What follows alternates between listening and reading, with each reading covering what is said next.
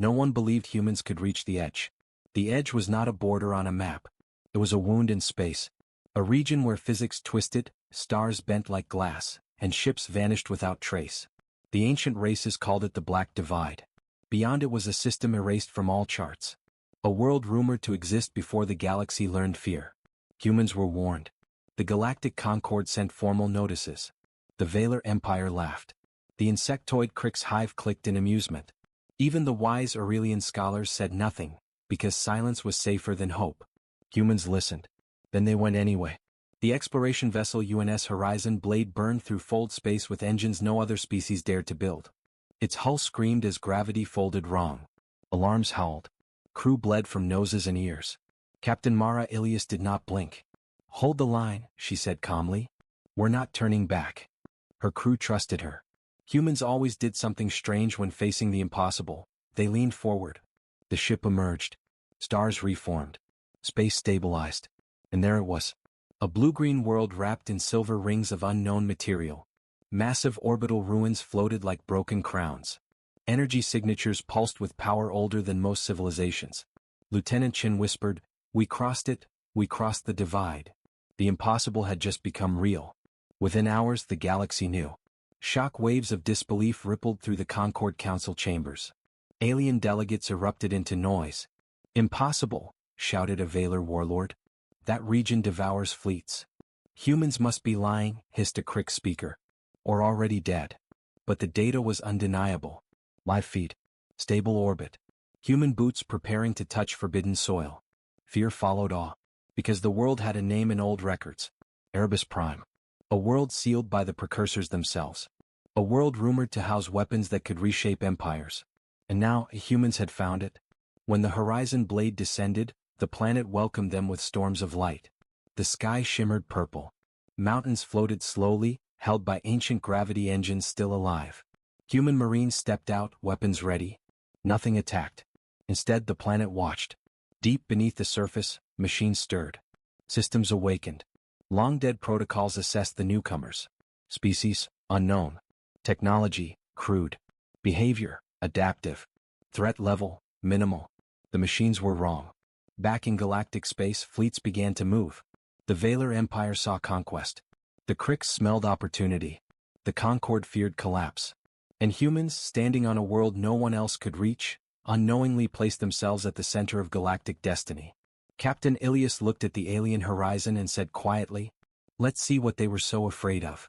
The galaxy would soon learn. Humans were not explorers. They were survivors. Part 2, The Galaxy Responds. The news shattered the balance of power. Within days, the Galactic Concord Emergency Council convened. Holographic figures filled the vast chamber, scaled, feathered, crystalline, insectoid. At the center floated the image of Erebus Prime. "This world is forbidden," declared High Curator Vesh of the Aurelians.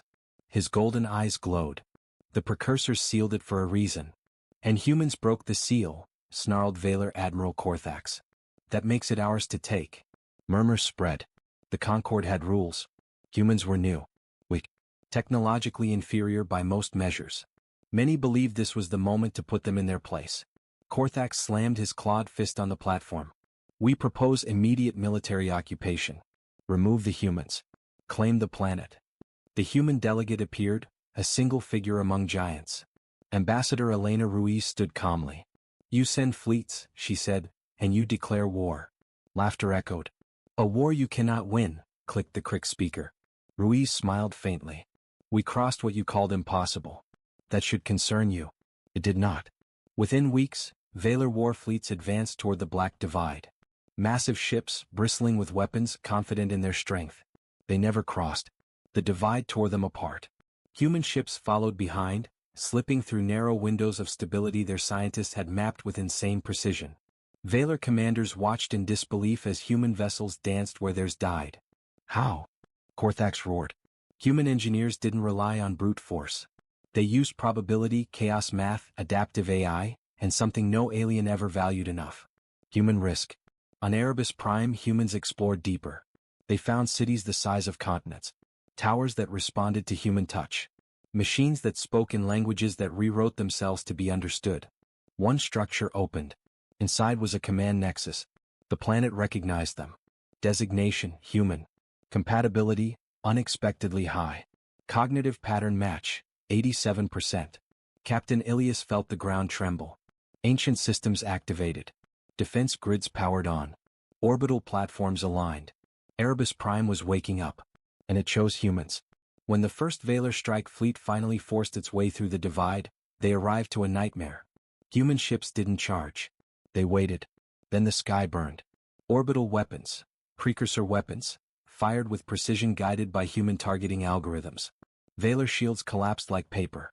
Entire battleships vanished in silent light. Human commander Raj Patel spoke over open comms. This system is under human protection. Leave. Korthak screamed defiance. Moments later, his flagship split in half. The galaxy watched. Shock turned to fear. Humans were not just surviving on Erebus Prime. They were mastering it. Part 3, The War of Assumptions. The galaxy had made one mistake. It assumed humans would fight like everyone else. They did not. When the Concord imposed sanctions, humans rerouted trade through unmapped microlanes. When fleets gathered, humans disappeared, only to strike supply lines, command nodes, and communication hubs with surgical cruelty. Humans studied their enemies. They learned alien psychology faster than alien scientists could study humans. Krik's hives relied on unity, humans deployed chaos weapons. Valar honored strength, humans humiliated them publicly.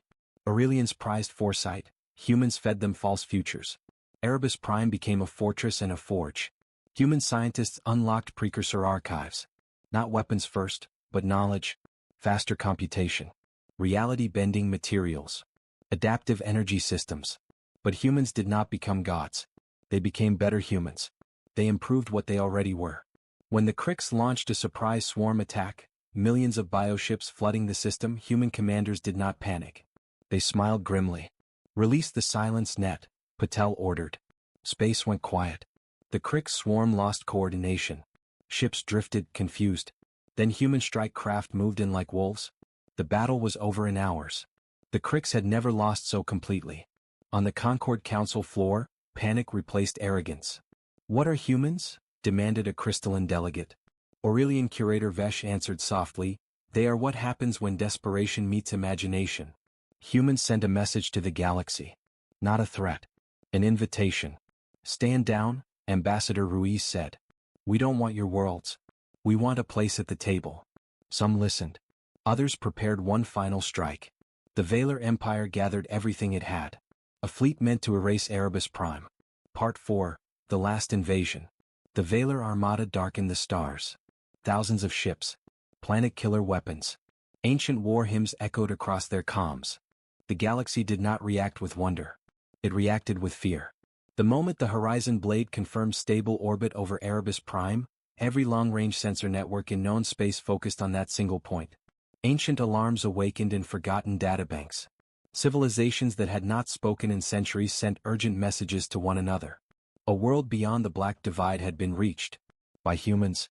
In the Grand Chamber of the Galactic Concord, the Emergency Council convened for the first time in over 200 cycles. The chamber was vast beyond human scale. Rings of floating platforms held representatives of dozens of species. Some were massive and armored. Others shimmered like light given thought. The air vibrated with overlapping voices, clicks, hums, and psychic pressure. At the center, a massive hologram rotated slowly. Erebus Prime. Its silver rings gleamed like a crown of knives. This is a violation, thundered Valar Admiral Korthax, his towering reptilian form covered in ceremonial armor. His eyes burned with rage. That world was sealed before our empires were born. No species has the right to claim it. A soft, melodic voice answered him. The right was not claimed, said High Curator Vesh of the Aurelians. His tall, slender body glowed faintly gold. It was taken by those capable of reaching it. Korthax snarled. By accident. Or madness.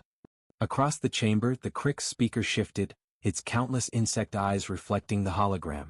Humans are short-lived. Fragile. Their technology is inefficient. They will die there or be crushed when real powers arrive. At that moment, a new platform activated. A single human stood among giants. Ambassador Elena Ruiz did not wear armor or glow with energy. She wore a simple dark uniform. Her face was calm, but her eyes were sharp. Humans are alive, Ruiz said evenly. We are in stable orbit. We are not leaving. The chamber erupted. You dare speak of ownership? Korthax roared. Ruiz raised one hand slightly. The room quieted, not out of respect but curiosity. We are not claiming the world, she said. We are studying it. We are open to cooperation. The Crick's speaker clicked in amusement. Cooperation from prey. Ruiz met its gaze. Prey does not cross the black divide. Silence followed. Not agreement. Unease. While politicians argued, fleets were already moving. The Valar Empire did not believe in waiting.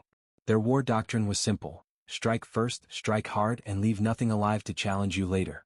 Admiral Korthax returned to his flagship, the Crimson Dominion, and issued a single order. Prepare the Armada. We take Erebus Prime. Thousands of ships answered the call. Massive battleships, carriers, and planet crackers formed up in precise formations. To the Valar, this was not a risk. It was a demonstration. They would show the galaxy what happened when upstart species touched forbidden things. The Black Divide awaited them. The first Valar ships entered with full shields, maximum power, and absolute confidence. Then space twisted. Gravity spiked without warning. Time lagged. Energy bled sideways into nothing. One battleship vanished entirely, no explosion, no debris, just absence. Another tore itself apart as its own mass turned against it. Panic rippled through the fleet. Stabilize formation. Korthax roared. They pushed forward anyway. And died. Sensors screamed impossible readings. Navigation failed. Ships collided with forces they could not see. In less than an hour, the mighty Valar advance stalled, crippled by a region they had never truly understood. Then something worse happened. Human ships appeared. Not charging. Not firing. They slipped through narrow corridors of stable space, moving like needles through a storm. Smaller. Fewer. But intact. Valar officers stared in disbelief. How are they navigating? A commander whispered. They did not know. Human scientists had studied the divide not as a wall, but as a pattern. They accepted instability instead of fighting it. They predicted chaos instead of fearing it. On Erebus Prime, Captain Mara Ilias watched the sensor feed. They're stuck, Lieutenant Chin said quietly. Yes, Ilias replied. And they don't like that. On the planet below, human exploration teams moved deeper into ancient ruins. Vast halls lit up as they passed, responding to human presence. Symbols rearranged themselves into readable language. One structure opened without resistance. Inside, a core of light pulsed like a living heart. Unknown systems scanned the humans. Measured them. Judged them. Resilience detected. Cognitive variance high. Adaptation rate extreme. Deep planetary defenses shifted orientation. Above the planet, ancient orbital platforms rotated for the first time in millennia. Back in space, the Valar fleet finally forced a partial breakthrough. What they found waiting shattered their confidence. Human ships were no longer alone. Erebus Prime defended itself. Beams of precise, silent energy lanced through space. Valar shields failed instantly. Warships disintegrated with surgical efficiency. Human Commander Raj Patel opened a broadcast channel. This system is protected, he said calmly. Withdraw. Korthax screamed in fury. You are insects playing with gods. Patel answered, then you should have stayed away. Another Valar battleship vanished. Across the galaxy, every sensor recorded it. Every empire watched. And for the first time in centuries, the question spread through every species' mind. What have we awakened, and why did it choose humans? The war for Erebus Prime had begun. And humanity was no longer underestimated. The galaxy did not understand what kind of war this was. They thought it would be loud, fast, decisive. A clash of fleets where strength alone decided the outcome. Humans let them believe that. After the first battles near Erebus Prime, the galaxy waited for humanity to overextend. To celebrate too early. To grow arrogant. Humans did none of that. Instead they disappeared. Human fleets pulled back from obvious positions. Mining stations near major lanes went dark. Communication traffic dropped to almost nothing.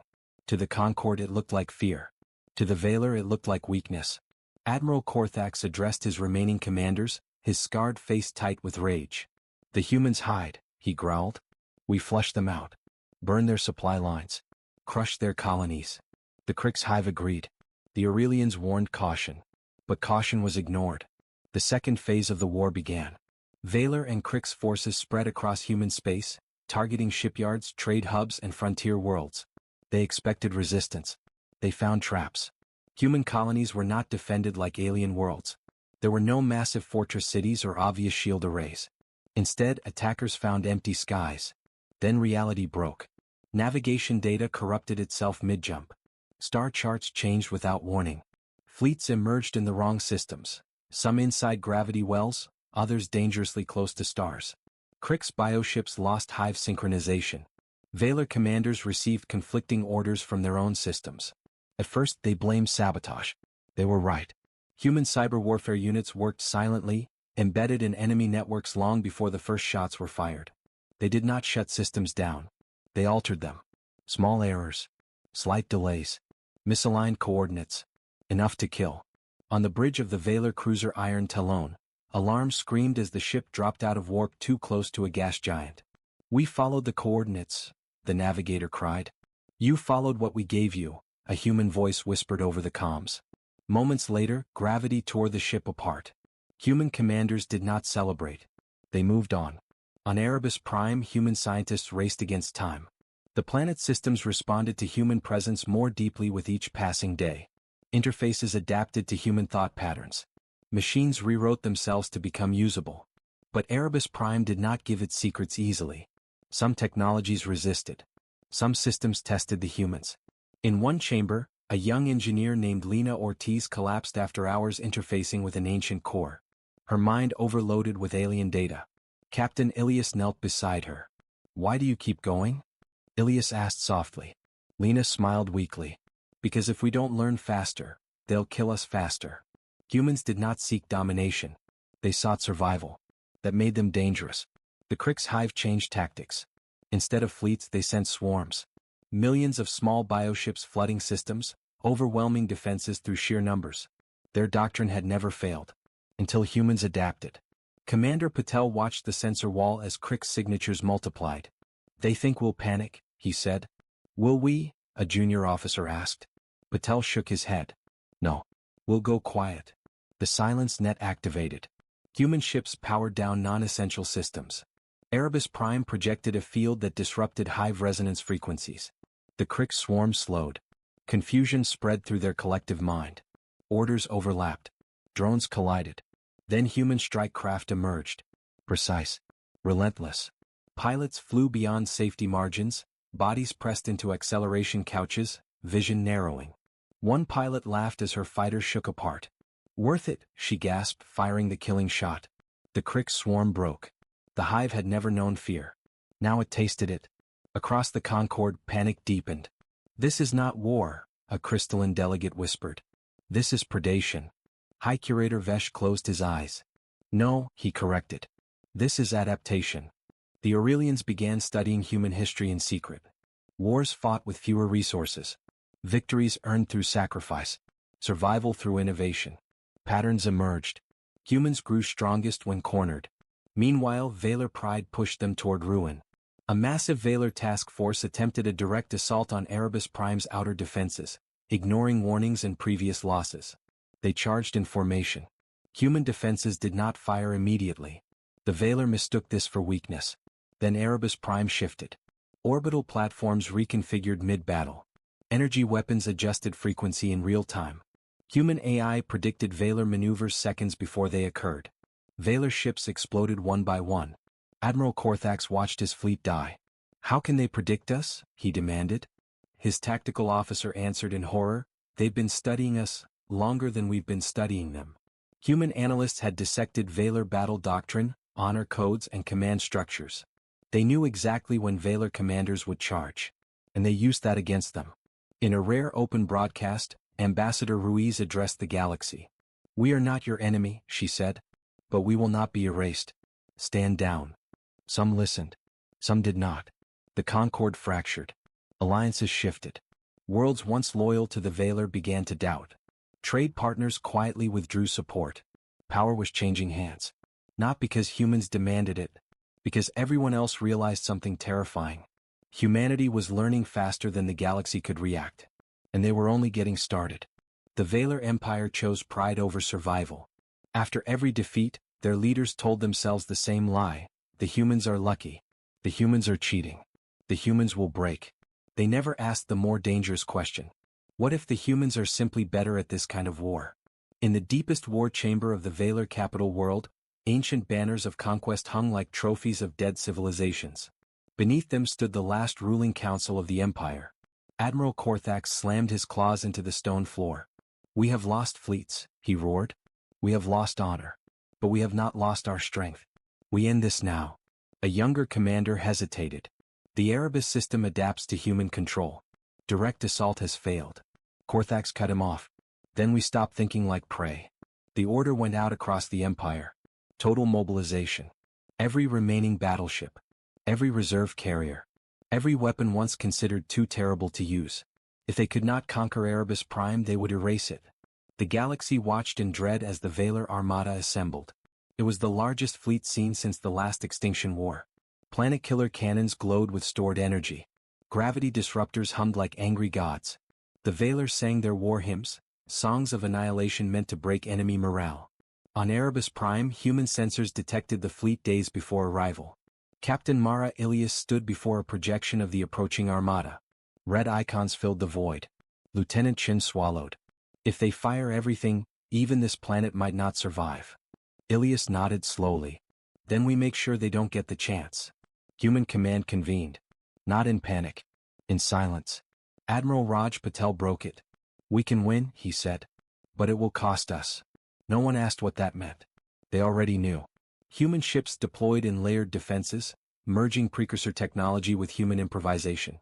Erebus Prime itself responded, tectonic plates shifting to power deeper systems, ancient reactors awakening with a low, planetary roar. But the Valor fleet did not slow. They charged through the Black Divide with brute force, sacrificing ships to force a path. Dozens were torn apart, but enough survived. Enough to reach the system. The battle began with fire. Valor weapons ripped through space, tearing moons apart, shattering orbital debris into glowing storms. Human shields flared, bent, adapted, but some failed. A human destroyer exploded in a silent bloom of light. On its bridge, Commander Hale's final transmission cut off mid-sentence. No heroics. Just loss. Human fighters screamed into the chaos, weaving between massive Valor battleships. Pilots pushed beyond red lines, bodies shaking under impossible forces. "Target locked," one pilot gasped. "If I don't pull up." "You won't," her wingmate replied. "Take the shot." She did. Her fighter disintegrated moments later. The shot crippled a Valor carrier. Human command recorded the kill. And the name. On the ground, Valor shock troops landed in force, breaching Erebus Prime surface defenses. They expected weak human infantry. They found soldiers who refused to retreat. Human Marines fought in ruined alien cities, using cover, ambush, and brutal close-quarters combat. Blood stained ancient floors. A wounded Marine leaned against a shattered pillar, firing until his weapon clicked empty. A Valor warrior towered over him. The Marine laughed. Still standing. Then the ceiling collapsed as human engineers detonated buried charges. Both vanished. In orbit, the battle reached its peak. Valor planet killers powered up. Admiral Korthax's successor, Supreme Warlord Threxon, raised his claw. Fire. Nothing happened. Weapons failed. Systems went dark. Human engineers had done the impossible. Mid-battle, they had rewritten Valor command protocols using Erebus Prime's ancient signal arrays. Orders looped. Power failed. Targeting froze. Confusion turned to terror. "This is sabotage," Threxon screamed. "No," Patel answered over open channels. "This is adaptation." Erebus Prime itself acted. Ancient orbital platforms fired not at ships, but at space around them, collapsing gravity wells trapping Valor vessels in place. Human fleets moved in. But they did not annihilate. They disabled. One by one, Valor ships went silent, drifting helplessly. Threxon stared at his dead fleet. "Finish us," he snarled. "Do it." Patel's reply was calm. "No." The battlefield fell silent. Across the galaxy, sensors showed the impossible. The strongest empire defeated.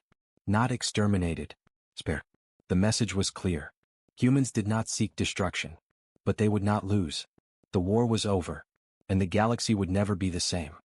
The galaxy did not celebrate. It held its breath. When the Valor Armada went dark, every empire expected the next signal to be total destruction. For centuries, victory in war had always ended the same way. Extermination. enslavement, erasure. But the human fleets did not fire. Instead, thousands of disabled Valor ships drifted in silence, intact but powerless. Emergency beacons activated automatically, broadcasting surrender codes into the void. No one understood. On the Concorde's deep space monitoring stations, analysts stared at their screens in confusion. "They've won," one whispered. "Why haven't they finished it?" On Erebus Prime, Captain Mara Ilias stood on a balcony overlooking an ancient city now lit with human lights. Fires burned in the distance where battles had raged. Medical shuttles rose and fell like fireflies. Lieutenant Chen approached quietly. "Casualty reports are coming in," he said. "We lost more than we admit publicly." Ilias nodded. Her face was tired. "Record every name. We already are." Human victory had been expensive. Ships destroyed. Colonies damaged. Soldiers dead on alien soil far from Earth. The cost was hidden behind calm speeches and controlled broadcasts. But humans remembered. That was another thing the galaxy did not understand. In the Concorde Grand Chamber, the Emergency Council reconvened. The mood had changed. No shouting. No laughter. Fear sat heavy in the air. Valor representatives appeared diminished, their once proud forms slumped. Supreme Warlord Threxon's image flickered into view, his armor cracked and scorched. "You have broken our fleets," Threxon said, his voice low. "You hold our fate. Speak." All eyes turned to the human platform. Ambassador Elena Ruiz appeared again, standing alone. "We do not seek your destruction," she said calmly. "We seek stability." A crystalline delegate trembled. "You could rule us all." Ruiz met its gaze. "Yes, we could." The chamber went still. Then she continued. "And we choose not to." Shock rippled outward. High Curator Vesh of the Aurelians bowed his head deeply. "Why?" he asked. "Why spare those who tried to erase you?" Ruiz did not answer immediately. Instead she spoke of Earth. Of a species that nearly destroyed itself many times. Of wars that taught painful lessons. Of survival born not from dominance but restraint. "We know where that road leads," she said softly. "We've walked it." The Concorde laws were rewritten that day. Not forced. Accepted. Humans were elevated from peripheral members to full strategic equals. Erebus Prime was declared a protected system under human stewardship, open to shared research but defended by human command. Some protested. Quietly. None challenged openly. Because fear had become respect. Across the galaxy reactions varied. On Crick's hive worlds, brood minds pulsed with agitation. They had never faced an enemy that did not seek total destruction. On Valor core worlds, citizens watched human aid ships arrive. Repair drones, medical supplies, power stabilizers. The conquerors had become caretakers. Valor civilians stared in disbelief as human medics treated their wounded without hesitation. One Valor child asked a human soldier, "Why are you helping us?" The soldier shrugged. "Because you're alive." Stories spread. Of human engineers restoring shattered worlds. Of human commanders refusing executions. Of human diplomats who listened. And beneath it all, something deeper. Fear did not vanish. It evolved. The phrase, human variable, entered strategic doctrine across the galaxy. No calculation was complete without accounting for human unpredictability. On Erebus Prime, ancient systems continued to unlock, but now under careful restraint. Human leaders refused to activate certain weapons, sealing them away. "We don't need gods," Admiral Patel said quietly. "We need control." Captain Ilias walked the ruins where soldiers had fallen. She placed her hand on an ancient wall, feeling the hum of the planet beneath her. Erebus Prime responded. Not with power. With silence. As if it understood. Far beyond known space, sensors detected faint echoes, ancient signals reactivating, drawn by Erebus Prime's awakening. High Curator Vesh reviewed the data with growing unease. "The precursors are gone," he murmured. "But their enemies may not be." Human intelligence officers saw the same thing. Unknown patterns. Unknown movements. The universe was watching humanity now. Testing. And humanity, battered but unbroken, prepared once again. The war had ended. But the age it created had only just begun. The war faded into history faster than anyone expected. Not because it was forgotten, but because no one wanted to relive it. Across the galaxy, time moved on. Trade routes reopened. Border disputes resumed. Empires rebuilt fleets and repaired worlds. Yet something fundamental had changed. Every civilization now planned with one invisible factor in mind. Humanity. In military academies on distant worlds, new courses were added to standard doctrine. Human behavioral analysis. Adaptive warfare studies. The Erebus case. Young alien officers studied holograms of human ships, human faces, human battles. They memorized mistakes their ancestors had made. Never corner them, instructors warned. Never assume they will fight fair. Never believe they have shown their full strength. Humans had become a variable no equation could fully predict. On Valor worlds, children grew up hearing stories of the day their empire fell, and was spared. Old warriors spoke in quiet tones about human soldiers who fought like creatures with nothing to lose, then stopped when victory was assured. That is what frightened us, one veteran admitted. Not their power. Their restraint. Among the Crick's hive, collective memory shifted. The hive no longer viewed humans as prey. They were classified as unstable apex entities. The highest danger category. On Erebus Prime, humans built carefully. They did not cover the ancient world in cities or factories. They studied it, preserved it, let its systems remain partially asleep. Erebus Prime had not chosen humanity to dominate. It had chosen them to endure. Captain Mara Ilias, now promoted to Fleet Admiral, walked the ancient terraces overlooking the planet's shifting skies. The war had aged her.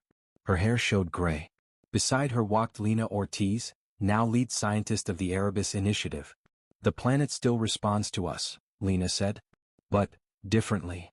How so? Ilias asked. It listens, Lena replied. Like it's waiting. For what, neither of them knew. Humanity's reputation spread beyond fear.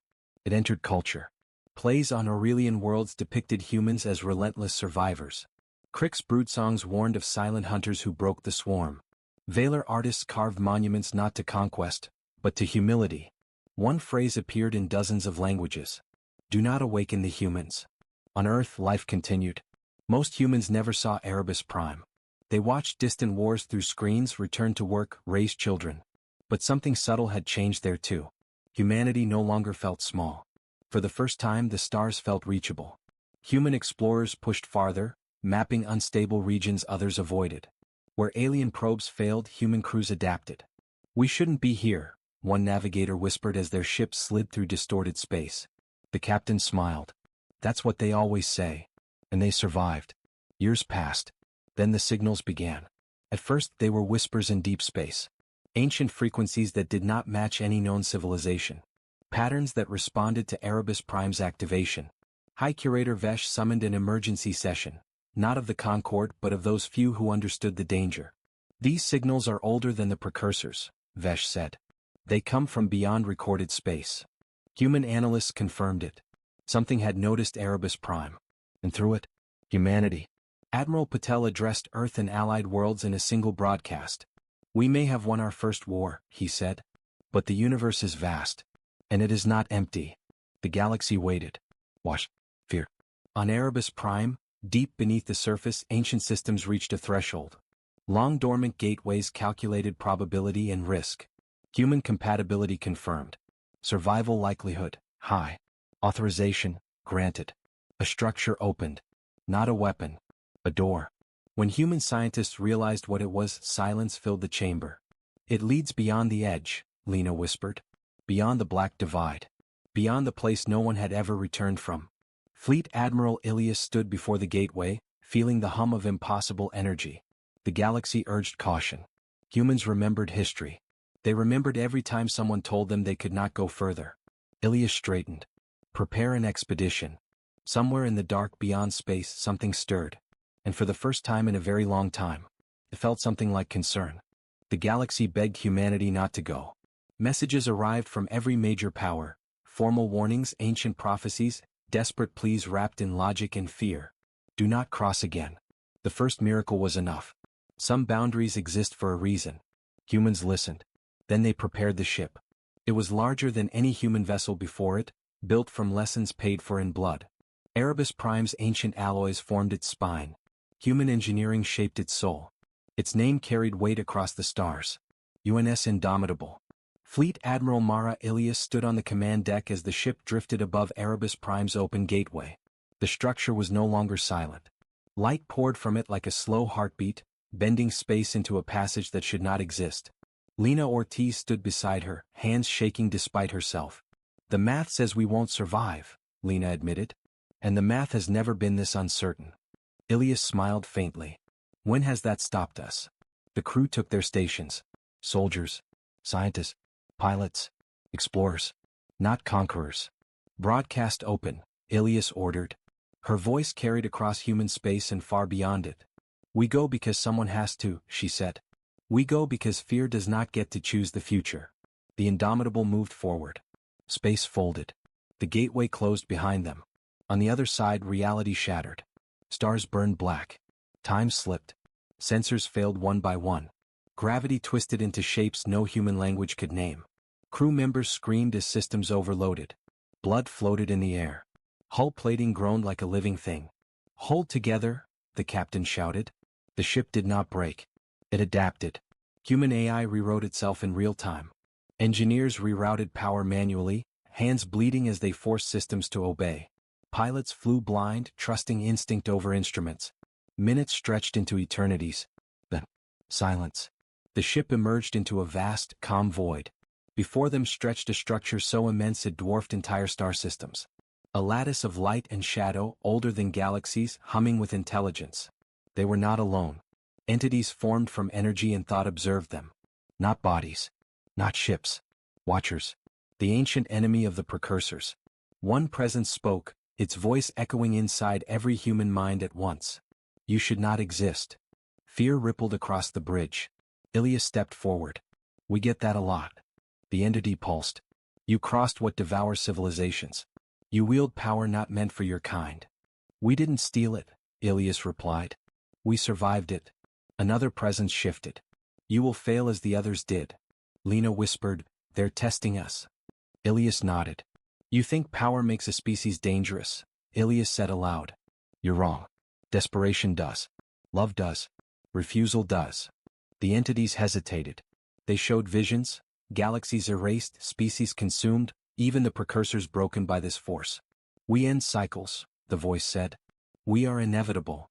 Ilias looked at her crew. Bruised. Terrified. Still standing. So were extinction events, she said. So were tyrants. So was every reason we should have died out. She took a breath. We're still here. For the first time, the Watchers showed something new. Uncertainty. Human systems interfaced with the structure, not to control but to understand. The lattice responded, resonating with human neural patterns. Not dominance. Compatibility. You adapt faster than consumption, the entity admitted. You change the equation. The structure began to shift, locking onto the Indomitable not as prey, but as a reference. A balance point. The Watchers withdrew, retreating deeper into the void. Not defeated. Contained. The structure stabilized. A barrier formed, anchored to human presence. Humanity had not destroyed the ancient threat. They had become the lock. The Indomitable turned back. The journey home was brutal but survivable, because humans always found a way back. When the ship emerged above Erebus Prime, the galaxy erupted in stunned silence. They had crossed the final edge. And returned. Fleet Admiral Ilias addressed the Concorde one last time. There are things out there older than fear, she said. We didn't beat them. We proved something worse. She met the eyes of empires. We proved we won't break. Erebus Prime sealed the gateway. Forever. The Black Divide was no longer a wall. It was a warning. Humanity became its guardian. Not rulers of the galaxy. Its safeguard. And in quiet moments, far beyond the stars, ancient forces remembered a truth they had forgotten. That the most dangerous species is not the strongest. It is the one that refuses to give up. The universe had tested humanity. Humanity endured. And the stars would never forget it.